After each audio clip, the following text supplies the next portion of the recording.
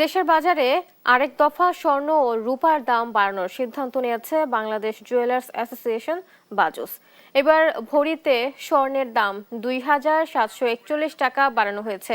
এতে ২২ ক্যারেটের স্বর্ণের দাম নির্ধারণ করা হয়েছে ২,২৪,১৮২ টাকা। স্থানীয় বাজারে তেজাবি স্বর্ণের মূল্য বাড়ায় নতুন দাম নির্ধারণ করা হয়েছে।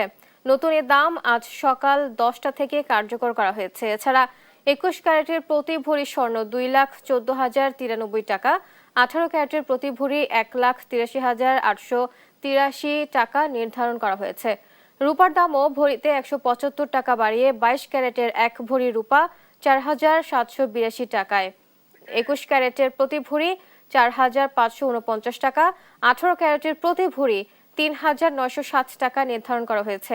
এ নিয়ে চলতি বছর এখন পর্যন্ত দেশের বাজারে ৯৩ বার স্বর্ণের দাম এবং ৫৭ দফা রূপার দাম সমন্বয় করা হয়েছে।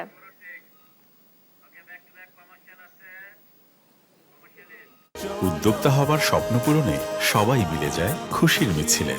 ৪০ বছর ধরে এমন অসংখ্য খুশির মিছিলে ছিল আইডিএলসি, থাকবে আগামীতেও।